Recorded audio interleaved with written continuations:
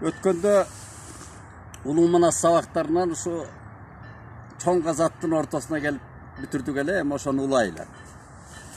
Чоң казат эми Манастагы трагедиялуу бөлүм, чоң бөлүм.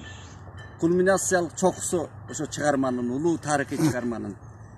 Манас болгону, Манас атка конгону эмнелерди башынан кечирбеди. Анан эми бардыгын курама жийип журт кылды, таласты ордо кылды, кыргыз чачылган кыргызды бириктирди. Анан байгер турмушка кыргыз эли жетти. Чоң империялык деңгээлге өстү. Бирок ошон акыры келип жанагы Кытайды өзүнүн баягы ордосунан, өзүнүн жеринен, өзүнүн уюгунан чабабыз деген Алмамбеттин акылы, анан чоң казаттагы кытайлардын жанагыдай көрсөткөн душмандыгынан улам, анан ошол четпежин деп айтылат.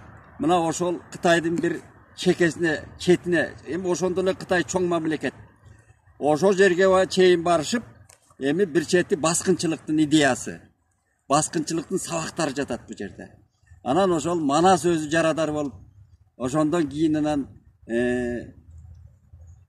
50 жашка чыкпай деп көп эле варианттарда ошо 47 жаш, 48 жаш деп айтылат. Андан жаштар ар кандай айтылат, ошол эртелеп ошо жаратынан көз жумуп, анан кыргыздардын дагы башына мүшкүл келген. Мына ошол чоң идеялар, эскерткич, философия деген деңгээлде айтылып аткан улуу тарыхый чыгарманын ошол жыйынтык бөлүгүндө жанагы Алмамбеттин артынан барып чубак чыр салып, анан кайра элдешип, анан үчөөлөп сыргак болуп, анан чалгынга кетип, Манас ошол жерде калып, анан четпежинге чейин Алмамбет кытайча кийинип, ар кандай айламалдар менен, анын жолунда жанагыдай ар кандай сакчылар, гипербола катары апыртма түрүндө айтылат. Ку кулжа, ку түлкү, анан эмне өрдөк дегендер анан кабар айтты дейт. Анан тиги Коңурбай, Эсенкан эми алардын да кайгулдары болгон. Анан ушинтип кыргыздар ушундай кол курап көчмөндөр келатат дегенде анан алар да даяр болушканда. Анан сөздүн кыскасы ошол согушат. Ошондо Алмамбеттин арманы айтылат. Өз жерин көргөндө, киндик кан тамган жерин көргөндө Алмамбет көзүнөн жашы келип бурчактап сыргака айткан сырлары чынында окуган адамды, уккан адамды жүрөгүн титирете турган улуу эпизоддор. Ошол мына азыркы биздин азыркы деле ошондой уланып атат. Мына тууган жерден айрылган президенттерибиз кетти го, тууган жеринен качып.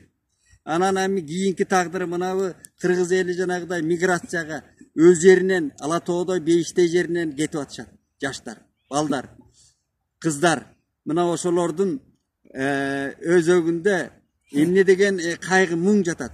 Мына Алмамбеттин арманы мына ошону чагылдырган. Эскертип турат ошол жеринен айрылгандын күйүтүн. Алмамбет ошо канжасына чейин сыргак айтат. Мына жерге канжамды түшүрүп алдым эле чабыштарда. Эми абдан энесин айтат, тууган энесин. Эми ушунун баарында улуу трагедия, ошо тууган жерден айрылуу, тууган жерди сагынуу, тууган жерге болгон кусамат айтылып турат. Анан кийин Алмамбет ошол жерден анан Кытайлар менен жанагы чалгынчылар менен беттешип, Коңурбай келип, анан карсылдашып согушуп, анан жылкысын сүрүп Кытайдын. Анан жана карт күрөң Ажыбайдын коштоп барган карт күрөңүн коюп берип, ал кайран карт күрөң Камбар ата тукуму жол баштап жылкынын ошо сүрүп, анан чубак, анан эмне деген артынан келген жана кол менен салгылашып, карсылдашып, сөздү кыскартып айтканда чубак. Ошондон анан канжалашып согушуп, анан Манаска келип, Манас болсо кыраңда уктап жаткан экен, тигилерди күтүп отуруп, ак олпокту жазданып, эрин жазданып, ак олпокту жамынып, ак куланы отко коюп, Манас уктап калганда келип, анан ойгото албай, найза менен сайып чубак кокуйлаган жери бар. Анан Манас ошондо алптыгы, Манастын баатырдыгы сүрөттөлөт. Кокуй чубак, эмне болдуң эми? Ал согушпай жүргөн жоо беле. Согушабыз. Эмне энтеңдейсиң чубагым деп, анан ошондон аны кызык бир чети күлкүмүштүү окуялар. Манастын алптыгы, баатырдыгы сүрөттөлөт. Анан кайрадан кыргыз колу келип, анан ошол жерден анан былчылдашкан согуш. Ошондо кыргызчалдын айтканы бар. Кызыл адырмак бел ашып, тоо көрөлүк экенбиз, кылкылдашып согушуп, жоо көрөлүк экенбиз дейт. Эмне деген укмуш сүрөттө, эмне деген таасын сүрөттө. Мына жол көрөлек экенбиз дейт. Мына ошол жерден салкылашып анан акыры анан Коңурбай алып келген жанагы мерген шыпшайдардын огунан Алмамбет чубак сыргак баштаган Кыркчора ок кучат. Көп батырлар ок кучат. Ошондон анан Аккула ок кучат. Аккуланын көкүлүн жыттап Манас ошол жерден ыйлаган. Мына анан акыры жүрүп анан бардык колду калган каткан колду жыйнап кайрадан намыстанып анан чет бежинде алган. Манас хан болгон деп айтылат ошол жерге.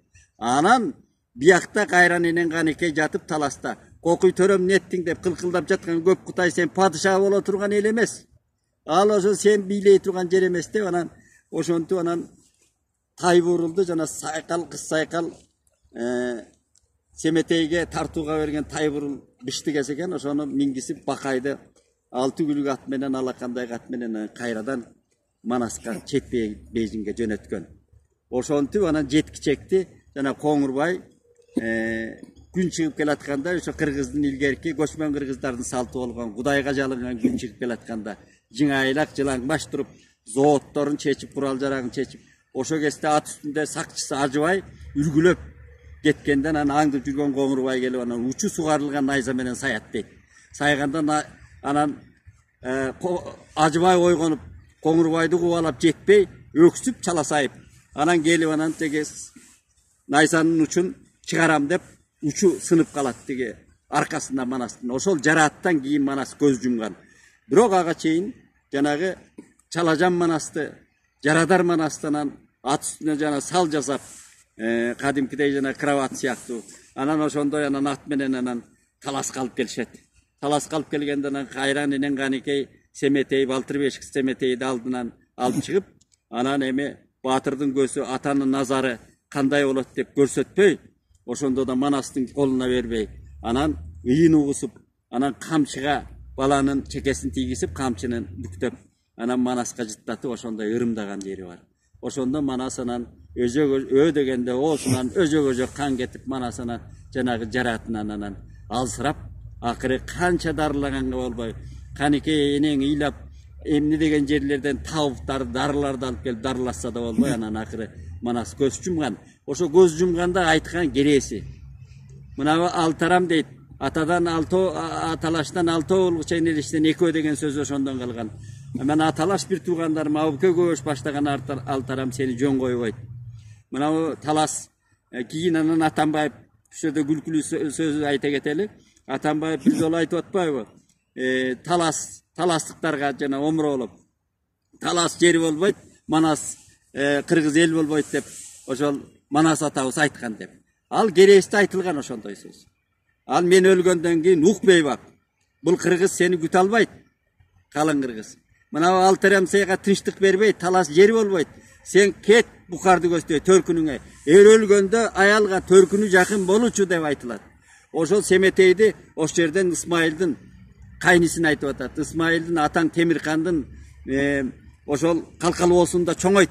Ошолордун жанагы алпешинде чоңойтуп адам кыл Семетейди. Анан эл болсо анан эресеге жеткенде анан Манастын кимде экенин, жери талас экенин, атасы Манас экенин айт деп анан керес калтырган. Ошо керести кайран энен Канекей аткарган. Кордук көрүп, көбөштөн кордук көрүп, көбөш алам деп чыккан. Анан ошолордон качып, чийирдин алып анан таласка барып. Ошондо мына улуу эскертиш жатат. Баатырдын көз өткөндөн кийин ал эл деген талпа орусча айтканда. Кана ошол эл Канекейди сактап калган.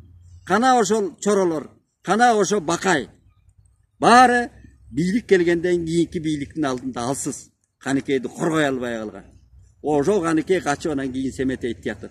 Ошого чейин анан Манас өлгөндө кайран энен Канекейдин дагы бир кыйындыгы Бакайдын акылмандыгы менен анын Манастын сөөгүн жашырат.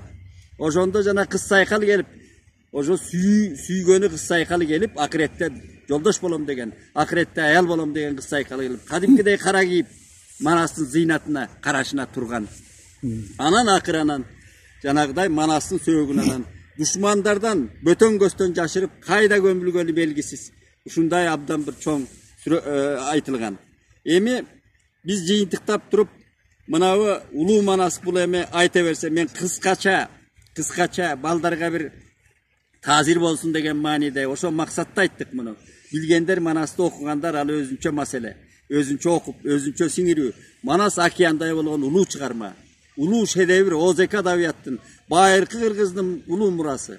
Bunu baldarımız kiyinki muğun bile jürüş gerek. Okuş gerek kolundan gelişince. Bunu andaş gerek. O zaman buna Manas ulu OSK adaviyattın ulu çıkarması, ulu tarihi şedevri de atabız. Alemi yazma daviyatı olsun. Oşol Manas'ta eposu jaratkan el giyin buna ulu Aytmatov'tu jarattı. Yazma daviyattın şedevri klasiki ağlamdık yazıcı Aytmatov çıkardı. Buna oşol Çıngiz Agabız Aytmatov Manas'ka mınavunday bağ vergen, Manas eposuna bağ vergen sözlerim buna men kitapka girdim ele. Oşonu cumgaqtap kıskaça aytkanda mına aforizm sözler. Oşondan okup bereyin. Çıngiz Aytmatov Manas epos jönünde söz bolup atat. Bayırkı Kırgız ruhunun tuğçokusu degen. Manas eposunda realdu turmuş tarihi okuyalar